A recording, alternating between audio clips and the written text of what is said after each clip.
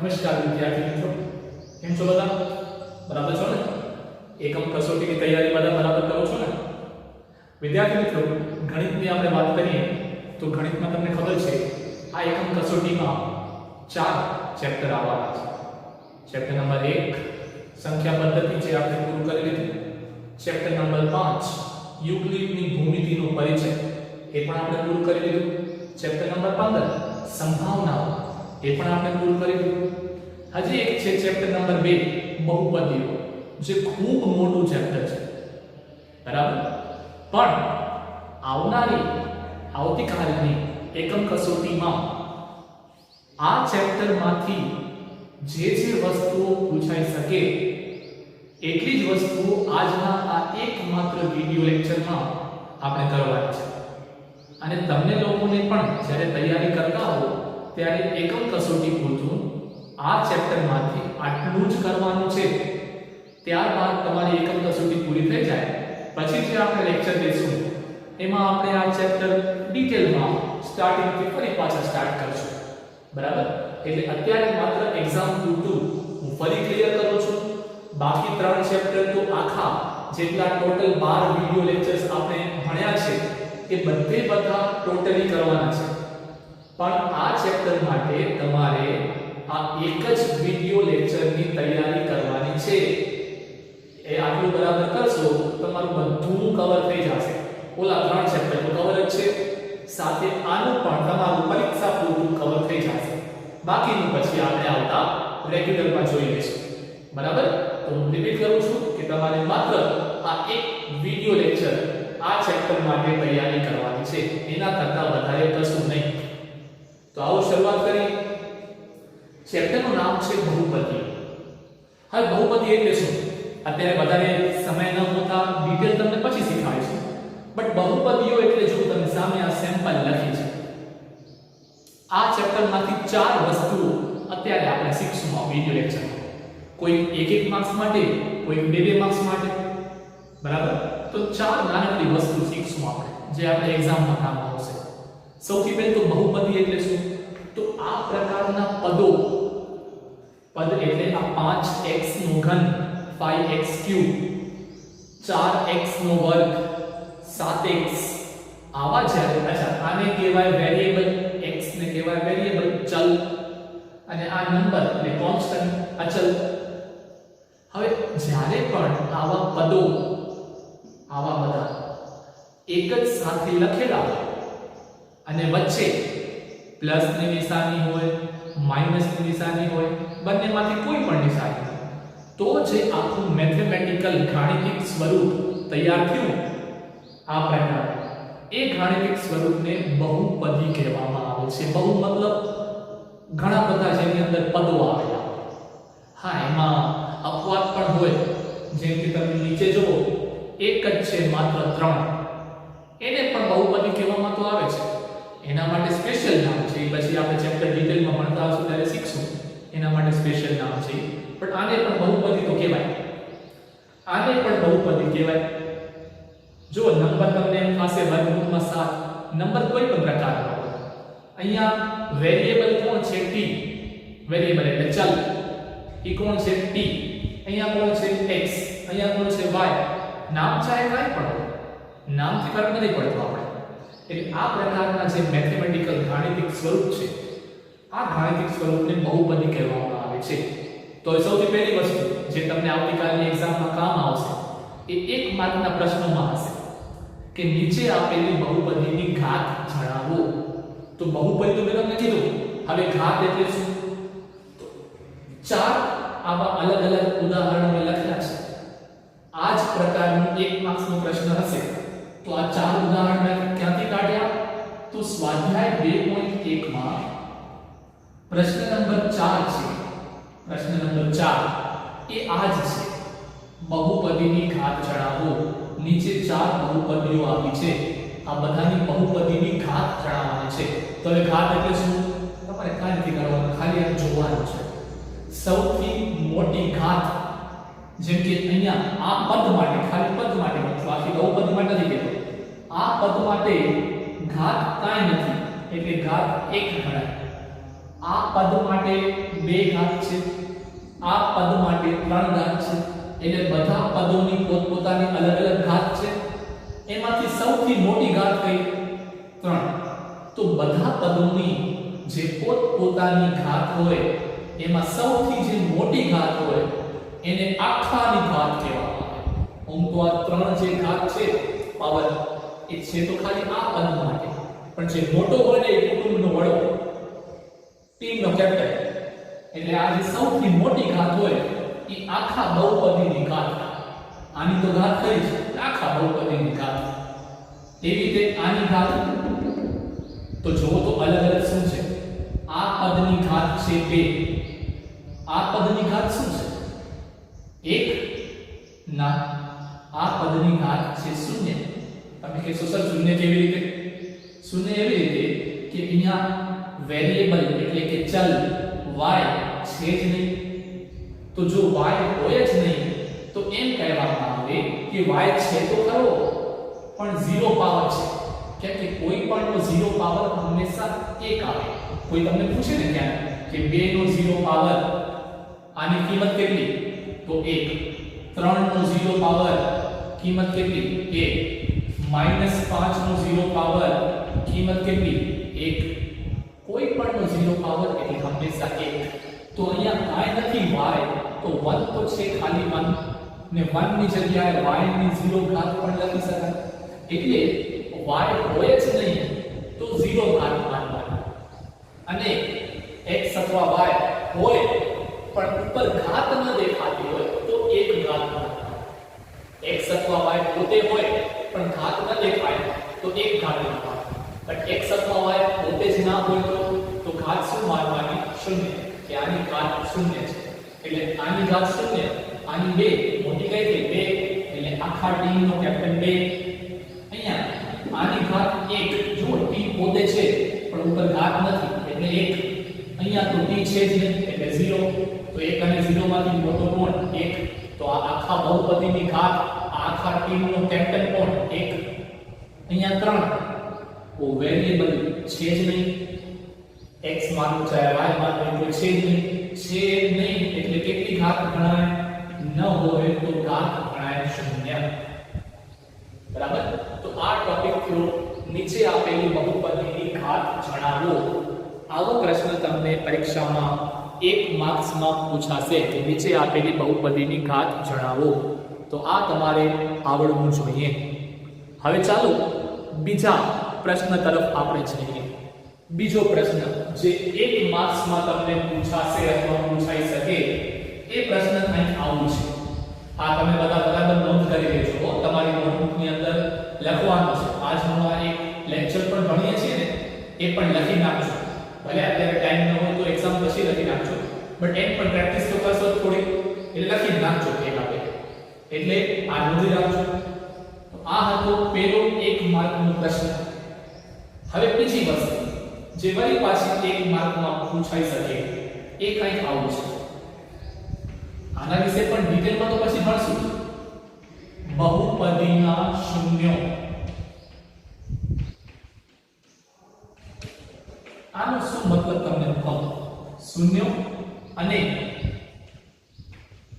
અવયવો. બહુપદીના શૂન્યો અને અવયવો બે શબ્દો છે. બહુપદીના શૂન્યો અને બહુપદીના અવયવો. સમજાવું તમને પહેલા જરા, પછી તમને કહું કે પ્રશ્ન કેવો પૂછાઈ શકે. માની લો કે કોઈ બહુપદી છે x નો વર્ગ ઓછા 4 x સ્ક્વેર માઈનસ 4 આ બહુપદી છે.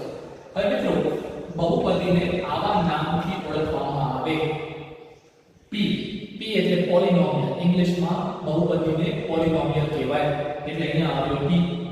કાઉન્સમાં x એટલા માટે કે આ બધું અહીંયા x માં છે. y માં હોય તો અહીંયા y લખાય, z માં હોય તો z લખાય. એટલે આ બહુપદીનું નામ છે. બરાબર. તો x² - 4 આ બહુપદીનું નામ છે. તો માની લો કે આ એક આપેલી બહુપદી છે. હવે આ આપેલી બહુપદીમાં હું તમને કહું કે આના અવયવ પાડો તો, ફેક્ટર પાડો તો આના 8th માં અને 7th માં આવ્યું છે. આને આમ લખાય ને x નો વર્ગ ઓછા 2 નો વર્ગ.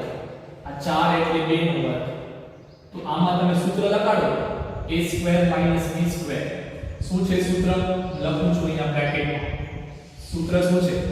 a² - b² બરાબર a - b અને a + b. આ સૂત્ર તમને ખબર હશે, નાના ધોરણમાં આવી ગયું છે a - b a + b. તો આ સૂત્ર અહીંયા લગાડવાનું. તો બે કાઉન્ટ્સ કયા આવે?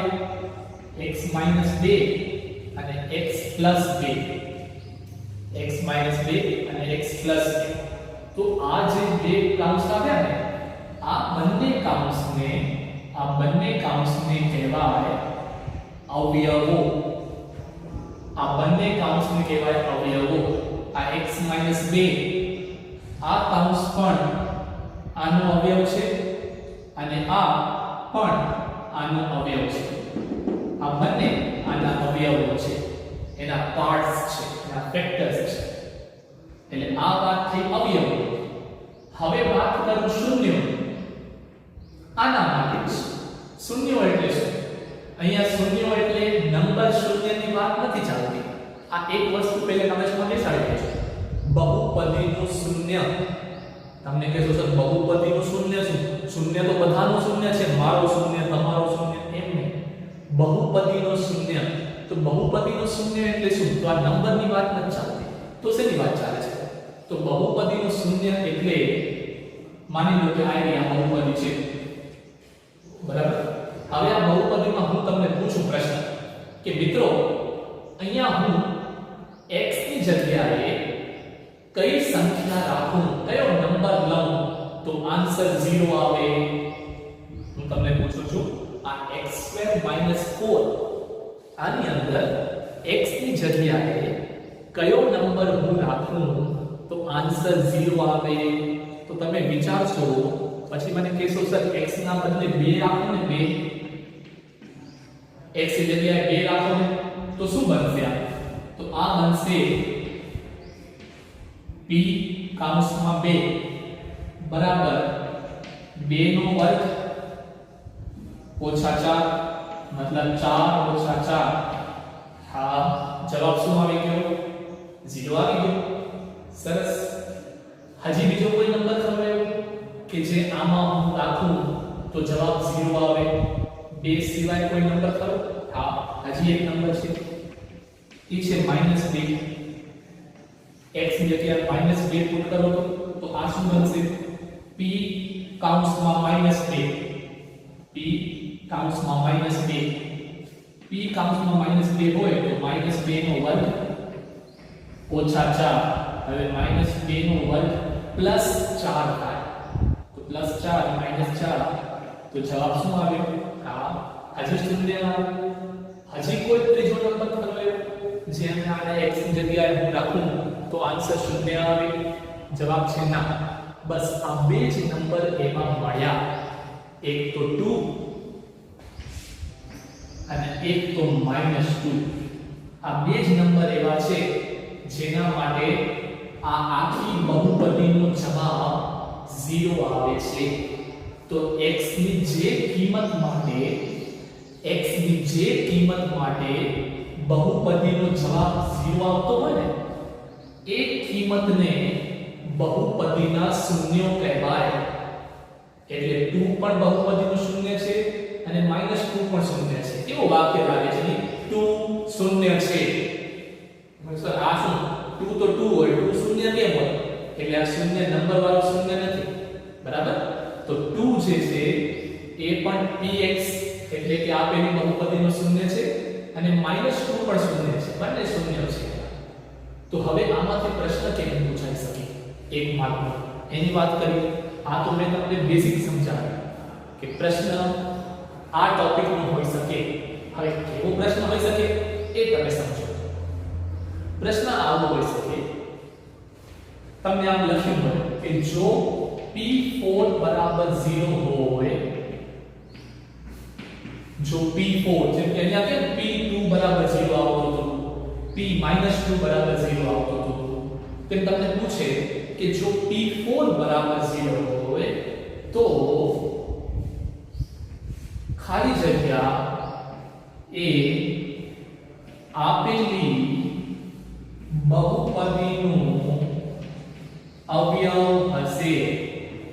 ખાલી જગ્યા એ આપેલી બહુપદીનો અવયવ હશે. હવે જો આ જે પ્રશ્ન છે એ આ બંને ટોપિક સાથે આવી જાય છે.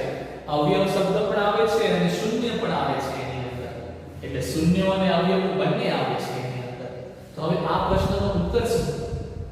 તો જો એમ કીધું હોય ને કે p4 બરાબર 0 એટલે કે x ની જગ્યાએ 4 રાખવાથી 0 આવે છે, તો એક અવયવ કયો હશે? તો તમે અહીંયા સમજો, અહીંયા મેં x ની જગ્યાએ 2 રાખ્યું હતું તો જવાબ 0 આવતો. શું કામ તમને ખબર છે? કેમ કે આના જ્યારે આપણે અવયવ પાડ્યા ને આના, ત્યારે આ બંને આવ્યા. એટલે કે તમે આ લખો કે આ લખો, બંને એક જ વસ્તુ છે. x² - 4 અને x - 2x + 2 આમ લખાય. એટલે જ્યારે મેં x ની જગ્યાએ 2 પુટ કર્યું હતું તો આપણે અહીંયા પુટ કર્યું હતું આમાં આઈ, આપણે આમાં પુટ ન કરે અને આમાં પુટ કરે તો પણ ચાલે, બંને એક જ છે. તો જવાબ શું આવે? અહીંયા થાય 2 - 2 0, અહીંયા થાય 2 + 2 4, તો 0 * 4 તો 0 જ આન્સર આવે. એટલે 0 આન્સર આવતો. તો કોણ એવો હતો, કયો કાઉન્સ એવો હતો જે 0 બની ગયો હતો? એ કાઉન્સ આ. તો જ્યારે 2 પુટ કર્યું હતું ત્યારે આ કાઉન્સ 0 બનતો હતો, એટલે આખો જવાબ 0 આવતો હતો. અને જ્યારે -2 પુટ કર્યું હતું આમાં જ, એટલે કે આમાં, તો આ તો -2 - 2 - 4 બનતો હતો, બટ આ -2 + 2 0 બનતો હતો. એટલે જ્યારે -2 હું પુટ કરતો હતો ત્યારે આખા આન્સરને 0 કોણ બનાવતો હતો? x + 2. કયો અવયવ બનાવતો હતો? x + 2. અને જ્યારે હું x2 પુટ કરતો હતો ત્યારે આખાને 0 કોણ બનાવતો હતો? x - 2. એટલે નિશાની બદલી જાય છે. જો હું 2 પુટ કરું તો અહીંયા -2 વાળો આવે અવયવ જે 0 બનાવે છે, અને હું -2 પુટ કરું તો અહીંયા પ્લસ વાળો આવે જે એને 0 બનાવે છે. એટલે તમને જો પૂછાય કે 4 પુટ કરવાથી જો જવાબ 0 આવે છે તો એનો અવયવ કોણ હશે? તો એનો અવયવ હશે x - 4.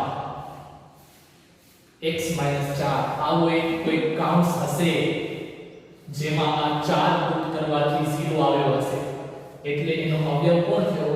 x - 4 થયો. પણ જો અહીંયા -4 આપ્યું હોય તો કે -4 પુટ કરવાથી આન્સર 0 આવે છે, તો તમારે અહીંયા શું લખવાનું? +4. સમજ્યા? એટલે માઈનસ હોય તો પ્લસ લખવાનું, પ્લસ હોય તો માઈનસ લખવાનું. આ x ના બદલે તમને માની લો કે y નામ લખો તો પણ ચાલે. એ તો જોવું પડે કે ખાલી જગ્યા છે કે વિકલ્પો આપ્યા છે કે શું છે. આ x y કે z આ નામથી ફરક નથી પડતો. ફરક ક્યાં પડે છે કે અહીંયા -4 આપ્યું હોય તો તમારે અહીંયા +4 વાળો વિકલ્પ પસંદ કરવાનો, અને અહીંયા +4 આપ્યું હોય તો તમારે અહીંયા -4 વાળો વિકલ્પ પસંદ કરવાનો. બરાબર? તો આ પ્રકારનો 1 માર્કનો પ્રશ્ન પરીક્ષામાં હોઈ શકે. તો આ થયો બીજો ટોપિક પૂરો આજનો. ટોટલ મેં તમને કીધું ને 4 ટોપિક આપણે કરવાના છે, એ 4 માંથી બીજો પૂરો થયો. ચાલો હવે ત્રીજો લઈએ. ત્રીજો ટોપિક જે તમારી કાલની પરીક્ષામાં હોઈ શકે, એ ત્રીજો ટોપિક આવો છે કે નિત્ય સમનો ઉપયોગ કરીને ગુણાકાર કરો. નિત્ય સમ કોને કહેવાય? આઇડેન્ટિટી ઇંગ્લિશમાં કહેવાય. એક એવો કોઈ સૂત્ર, કોઈ ફોર્મ્યુલા, એને કહેવાય નિત્ય સમ. નિત્ય એટલે હંમેશા, સમ એટલે સાચું, જે હંમેશા સાચું હોય એને નિત્ય સમ કહેવાય. તો નીચે આપેલ આ કોઈ પણ નિત્ય સમનો, યોગ્ય નિત્ય સમનો ઉપયોગ કરી અને ગુણાકાર કરો. તો આવો દાખલો આપ્યો છે 104 * 96. તમે કહેશો સર આમાં કઈ મોટી વાત, હમણાં ફટાફટ કરી નાખો 104 * 96. આયરો હમણાં જવાબ આવડી જાય. હા, તમને આવડતું હશે ગુણાકાર, અને તમને જે ગુણાકાર આવડતું હશે એનો જે જવાબ આવશે એ જ આપણો પણ જવાબ આવશે. કેમ કે 104 * 96 ને હું કરું, તમે કરો, બાજુવાળો કરે, અમેરિકા વાળો કોઈ કરે, જવાબ તો ઈ જાય. અચ્છા, તમે તમારી મેથડથી કરો, હું મારી મેથડથી કરું, અમેરિકા વાળો પોતાની મેથડથી કરે, જવાબ તો ઈ જાય. એટલા માટે જવાબ તો ઈ જ રહેવાનો, પણ તમારી મેથડ નહીં ચાલે. કઈ મેથડ ચાલશે? નિત્ય સમ એટલે કે સૂત્રનો ઉપયોગ કરીને જે વિધું હશે એ ચાલશે. સૂત્ર વગર જે ગુણાકાર કરશે એનો ઉત્તર ખોટો પાડવામાં આવશે. આ વસ્તુ યાદ રાખજો, બરાબર. એનો ઉત્તર ખોટો માનવામાં આવશે. છેલ્લો આન્સર સાચો હશે તો પણ. એટલે તમને ઓમ તો ઘણા સૂત્રો છે આ ચેપ્ટરમાં, પણ એક્ઝામ પૂરતું હમણાં કાલ પૂરતું તમારે એક જ સૂત્રની તૈયારી કરવાની છે. અને એ સૂત્ર આવ્યો અહીંયા મેં લખ્યું છે. આ સૂત્ર આવ્યો અહીંયા મેં લખ્યું છે a નો વર્ગ વત્તા b નો વર્ગ બરાબર a plus b a minus b. આ સૂત્રનો તમારે ઉપયોગ કરવાનો છે. કેવી રીતે ઉપયોગ થશે જુઓ ત્યાં. આ 104 ને તમે મને કહો આવી રીતે લખાય કે ન લખાય? 100 વત્તા 4. આ 104 ની ખાલી વાત કરું છું. 100 વત્તા 4 લખાય કે ન લખાય? લખાય. પછી આ ગુણાકારની નિશાની એમ કેમ રાખો? આ 96 ને 100 ઓછા 4 આમ લખાય કે ન લખાય? લખાય. 100 ઓછા 4 96 થાય. એટલે 104 ને આપણે લખ્યો 100 વત્તા 4, 96 ને લખ્યું આપણે 100 ઓછા 4. હવે આવું આટલા માટે લખ્યું કે તમે હવે આને આની સાથે સરખાવો. a ઓછા b અને a વત્તા b, a ઓછા b a વત્તા b. એવું જ લાગે છે તો a ઓછા b અને a વત્તા b આવા બે કૌંસ તમારી પાસે હોય તો એનો જવાબ શું લખાય? એનો જવાબ લખાય a² - b². તો અહીંયા a ની જગ્યાએ તમારી પાસે કોણ છે? 100 અને b ની જગ્યાએ તમારી પાસે કોણ છે? 4. તો તમારે આ સૂત્ર લગાડવું હોય તો તમારો જવાબ આ પ્રકારનો આ છે. એટલે જવાબ આ પ્રકારનો આવે તો a નો વર્ગ ઓછા b નો વર્ગ. તો a કોણ છે? 100. તો 100 નો વર્ગ ઓછા 4 નો વર્ગ. આ સૂત્ર લગાડ્યો. હવે 100 નો વર્ગ કરવો હોય ને તો ગુણાકાર ના કરવું પડે. 100 ગુણ્યા 100 તો 4 મહિના આવે. -4 નો વર્ગ કરવો હોય તો એ ગુણાકાર ન કરવો પડે. 4 નો વર્ગ 16 થઈ જાય. હવે આપણે એની બાદબાકી કરવી હોય તો એ મોઢે થઈ જાય. આમાં લખવાની ખાસ જરૂર ન પડે મોટા વિદ્યાર્થીઓ. 10000 માંથી તમે 16 માઈનસ કરી નાખો એટલે જવાબ આવે 9984. આવી ગયો આન્સર. દાખલો પૂરો. તો આવો 2 માર્ક્સનો એક દાખલો તમને પૂછાઈ શકે, બરાબર. તો ખાસ ધ્યાન રાખજો, આવી રીતે સૂત્રનો ઉપયોગ કરીને જ કરવું પડશે. જો ગુણાકાર અથવા બીજી કોઈ રીતે કરી આયા તો જવાબ ભલે તમારો આ આવતો હોય પણ માર્ક્સ તમને મળશે 0. કેમ કે અહીંયા જવાબના માર્ક્સ નથી. જે સૂચના આપી હતી એ મુજબ તમે કરો છો કે નથી કરતા એના માર્ક્સ છે, પદ્ધતિના માર્ક્સ છે. જવાબ તો પદ્ધતિના અંતે સાચો આવવો જોઈએ. વગર પદ્ધતિએ જવાબનો કોઈ મતલબ નથી, એના કોઈ માર્ક્સ નથી, બરાબર. હજી આનો એકાદ તમે પ્રેક્ટિસ કરવો હોય તો માની લો કે આવું કંઈ હોત તો એક જગ્યાએ હોત માની લો 52 અને એક જગ્યાએ હોત માની લો 48. 52 ગુણ્યા 48 આવું હોત તો તમે શું કરત? 52 ગુણ્યા 48 હોત તો 52 ને લખાય 50 વત્તા 2 લખાય. 52 ને લખાય 50 વત્તા 2 ગુણ્યા 48 ને લખાય 50 ઓછા 2. ઓને લખાય 50 વત્તા 2 અને લખાય 50 ઓછા 2. તો વળી પાછો આવો જ થઈ ગયો a - b a + b જેવું. તો વળી પાછો સૂત્ર લગાડો તો પહેલે a નો વર્ગ એટલે 50 નો વર્ગ માઈનસ 2 નો વર્ગ. કેમ કે a આ છે b આ છે તો 50 નો વર્ગ થાય 2500. હજુ 25 અને 2 મીંડા લીધા 2500 અને 2 નો વર્ગ થાય 4. તો 2500 માંથી 4 માઈનસ કરી નાખો તો જવાબ આવે 2496. 2496 જવાબ આવે. એટલે આવી ગયો દાખલો પૂરો. તો આ આવી રીતે કરવાનું. તો સમજ્યા? આ ત્રીજો પ્રકાર અહીંયા પૂરો થઈ ગયો. 4 શીખવાડવાના છે એમાંથી. હવે આપણે ચોથો શીખીએ જે તમને કાલે કામ આવશે. ચોથો પ્રકાર અને છેલ્લો પ્રકાર, બરાબર. તો આવો હવે શીખીએ આપણે ચોથો દાખલો. ચોથા પ્રકારનો દાખલો જે તમને આવતીકાલે કામ આવશે એની સૂચના હશે અવયવ પાડો. એમાં લખ્યું હશે અવયવ પાડો. અવયવ પાડો એટલે વળી પાછું એક સૂત્ર જોઈશે જેનો ઉપયોગ કરવો પડશે. તો આ લેવલનું સૂત્ર તમારી સામે બોર્ડ ઉપર લખ્યું છે. આ સૂત્ર તમને 8મા ધોરણમાં કે 7મા ધોરણમાં નથી આવ્યું, પહેલી વાર આવ્યું છે. x ઘન y ઘન z ઘન ઓછા 3xyz. આ પ્રકારનું તમને ક્યારે દેખાય બહુપદી તો એના અવયવ પાડવા હોય તો એના બે અવયવ થાય એટલે કે બે કાઉન્સ આવે જવાબમાં.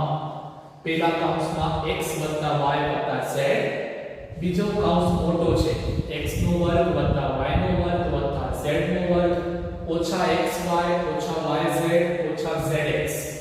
તો સૌથી પહેલે તો તમારે આ સૂત્ર આંખ બંધ કરીને વિડિયો પોઝ કરીને બે ત્રણ વાર બોલી જાઓ અને એકાદ બે વાર લખી નાખો રફ નોટમાં, તો જ યાદ રહેશે કેમ કે નવો છે. બરાબર, નહીં તો યાદ બિલકુલ પણ નહીં રહે.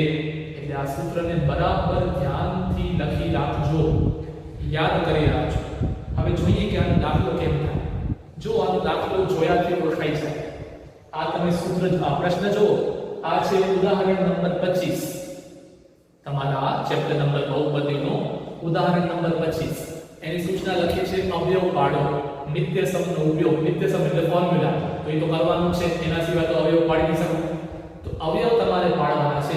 તો અવયવ પાડવા માટે આ સૂત્ર યાદ રાખો અને તમે જુઓ સૂત્ર જેવું જ દેખાય છે. આ કોઈક વસ્તુનું ઘન, વળી બીજી વસ્તુનું ઘન, વળી ત્રીજી વસ્તુનું ઘન, પાછળ કાંઈક એક પદ દેખાય છે કે આવું ને આવું. એટલે આ જોઈને ખબર પડી જાય કે આમાં આ સૂત્ર લાગશે.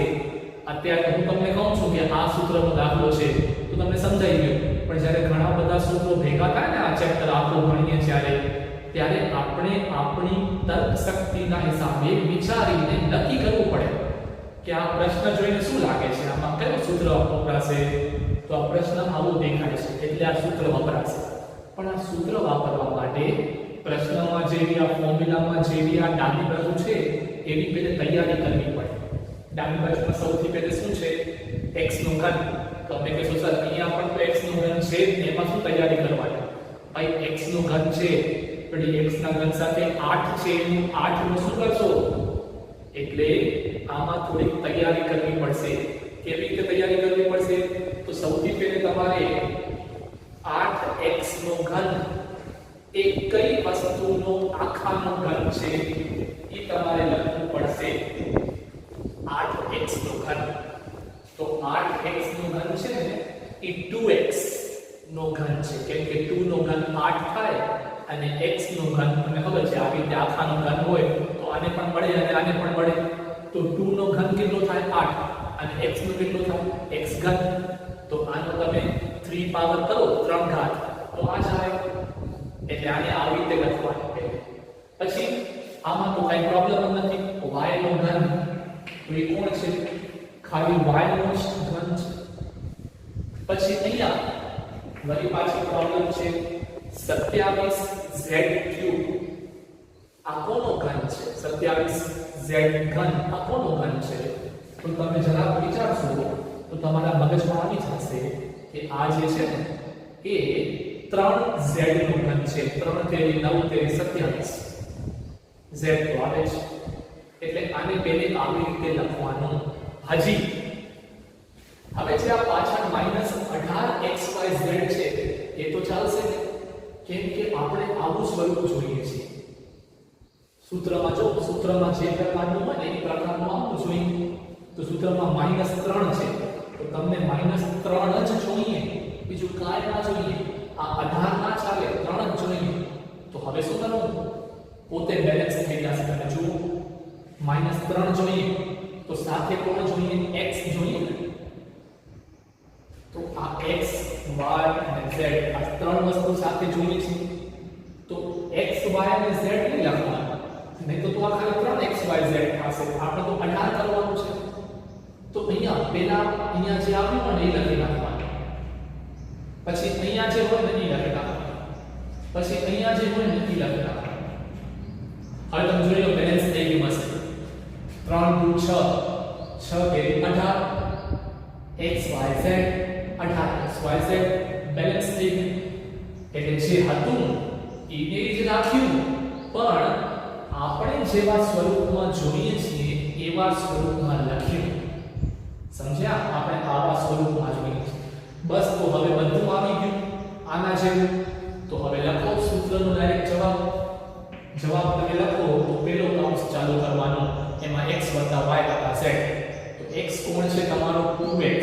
તમારો x છે 2x, તો 2x y. y કોણ છે? તમારો y છે. z કોણ છે? તમારો 3z છે. તો આ પહેલો કૌંસ થઈ ગયો. બીજો કૌંસ x નો વર્ગ એટલે કે આ 2x નો વર્ગ. x નો વર્ગ એટલે 2x નો વર્ગ વત્તા y નો વર્ગ, તો y નો વર્ગ છે. z નો વર્ગ એટલે 3z નો વર્ગ ઓછા xy. x એટલે તમારો આ 2x અને y એટલે y ઓછા yz. તો y એટલે તમારો y અને z એટલે તમારો 3z ઓછા zx. તો z એટલે તમારો 3z અને x એટલે તમારો 2x. તો આ સૂત્રમાં મેં કિંમતો પુટ કરી. સૂત્રમાં બધી મેં કિંમતો પુટ કરી. હવે ફાઇનલ જવાબ લખવાનો. આ પહેલો કૌંસ તો કાંઈ નહીં બદલાય, 2x y 3z. આ તો બિલકુલ નહીં બદલાય. બીજા કૌંસમાં જરાક સાદું આપવાનું છે, જેમ કે 2x નો આખાનો વર્ગ, તો જવાબ આવે 4x વર્ગ. y નો વર્ગ, તો y નો વર્ગ થાય 3z નો વર્ગ કરવું હોય તો એ થાય 9z વર્ગ. આ બેનો ગુણાકાર કરો 2x અને y નો, તો એ 2xy છે. આ બંનેનો ગુણાકાર કરો તો -3yz થાય. અને આ બેનો ગુણાકાર કરો તો 3 × 6 zx થાય. આવી ગયો જવાબ. જવાબ 3 જ લીટીનો છે, પણ જરાક સમજવું પડે, કેમ કે સૂત્ર ના આવડતું હોય તો આ જવાબ તમને શોધતા ન આવડે. એટલે આવી રીતે કરવાનું. હજી એક આવો ને આવો દાખલો કરાવો તો તમને સમજાય જરાક વધારે. આવો ને આવો, આ હતો ઉદાહરણ 25. આવો ને આવો સ્વાધ્યાય 2.5 માં પ્રશ્ન નંબર 11 છે, જેનું કંઈક આવું છે: 27 x નો ઘન વત્તા y નો ઘન વત્તા z નો ઘન માઈનસ 9xyz. આ છે પ્રશ્ન. હવે વિદ્યાર્થી મિત્રો, અહીંયા xyz ની જગ્યાએ abc નામ વાપર્યા હોય તો પણ ચાલે, pqr નામ વાપર્યા હોય તો પણ ચાલે. નામથી કોઈ ફરક નથી પડતો. દાખલો આવી રીતે થશે તો વળી પાછું આના જેવું લાગે છે એટલે આ સૂત્રનો ઉપયોગ થશે. તો સૌથી પહેલા શું કરવાનું કે આ 27x ઘન એ કોનો ઘન છે એ લખી નાખવાનું. તો જરાક વિચારશો તો ખબર પડશે કે 27x ઘન એ 3x નો આખાનો ઘન છે. પછી આ તો સિમ્પલ છે ને, y ઘન કોનો છે? y નો. z ઘન કોનો છે? z નો. આ તો સિમ્પલ છે. માઈનસ, હવે તમને ખબર હશે આ 9xyz ને લખવાની રીત બદલવાની છે. જેમ અહીંયા 18xyz ને લખવાની રીત બદલી હતી, એમ આને લખવાની રીત બદલવાની છે. કેમ કે આપણે સૌથી પહેલે તો 3 જ જોઈએ છીએ.